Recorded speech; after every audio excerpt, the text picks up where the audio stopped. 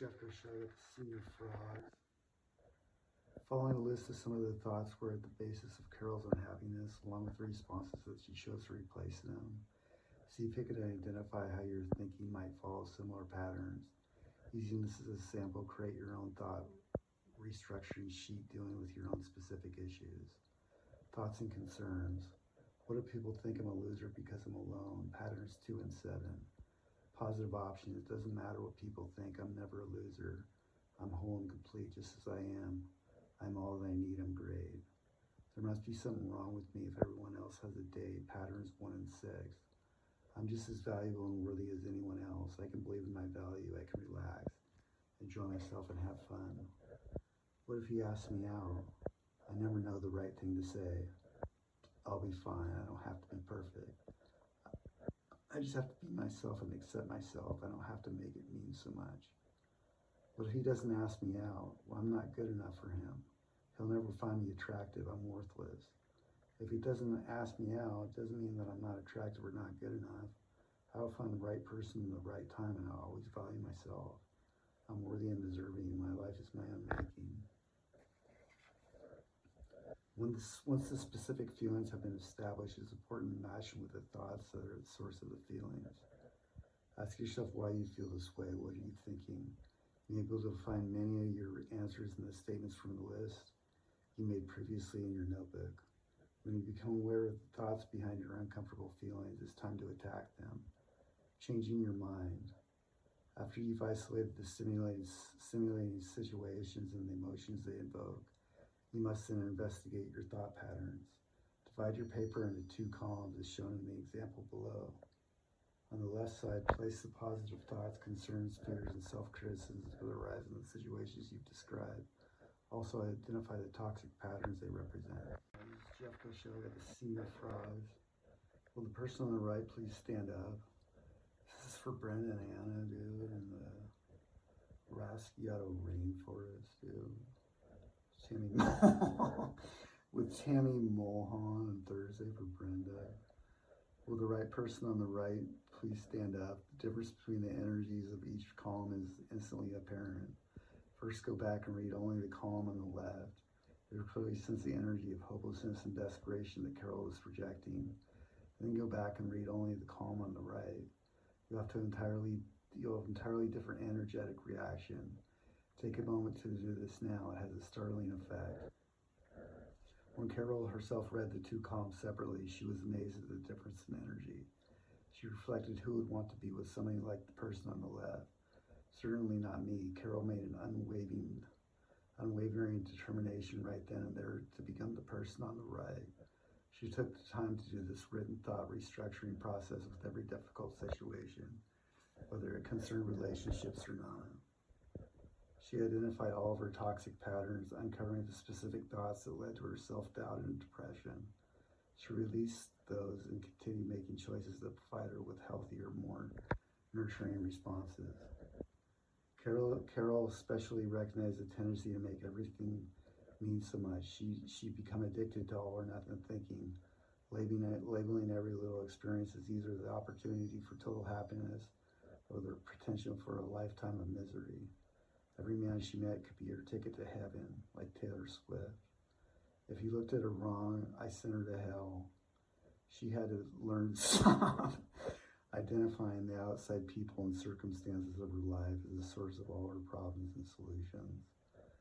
It was she who carried the energy of her problems and solutions within her. Her moment-to-moment attitudes created her resonance, the source of her unhappiness as well as her misery. Carol intervened on every thought that projected a negative frequency and inundated herself with new optimistic responses until they were so familiar that they actually became her spontaneous reaction. She took responsibility for her happiness and stopped looking to someone else for that. It took a while, but in time, Carol noticed a big difference in how she was feeling.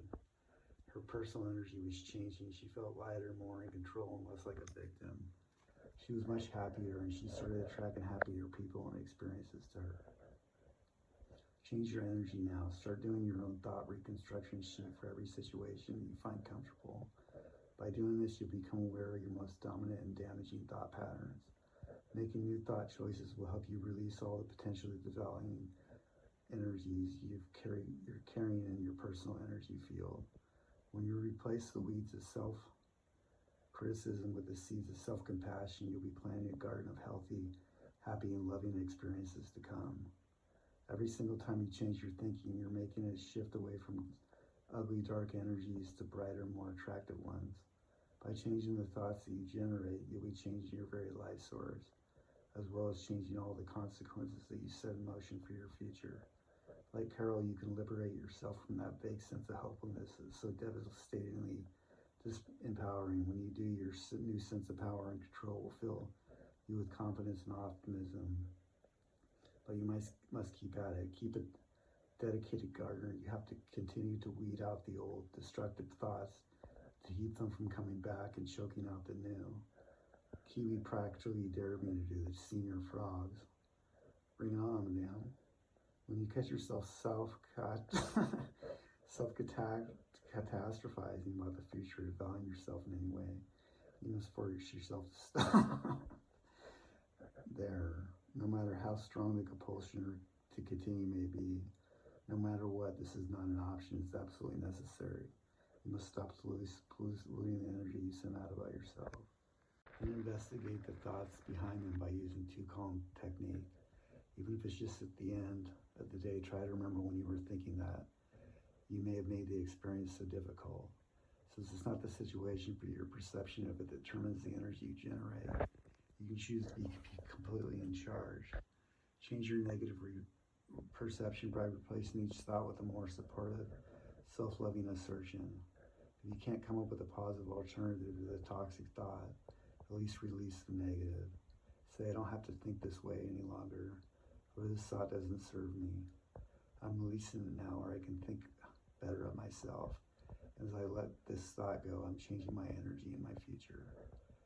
Everything you think moves outward from you is invisible, but in unmistakable waves of energy, critical information. If you believe that you're a loser, it'll be easy to attract losers and continue to find yourself losing out love. If you believe you deserve the best, and the best is what you'll get. Remember this, the universe always speaks your language. It's difficult enough to live in a world where criticism is so easily and indifferently extended by others. Self-criticism and self-indulgence, self-judgment and self-abuse. By refusing to engage in the energy of self-abuse now, you'll stop the potential from others in the future. The law of magnetism will always respectfully send your own self-respect back to you. Since that self-respect is the most basic part of what you want to project, you shouldn't limit your thought instruction sheets to concerns and issues that have to do with romantic relationships. Anytime you find yourself feeling bad about yourself, write down your thoughts along with the corresponding healthy options. Whether you realize it or not, your old fearful beliefs always had a real power over you.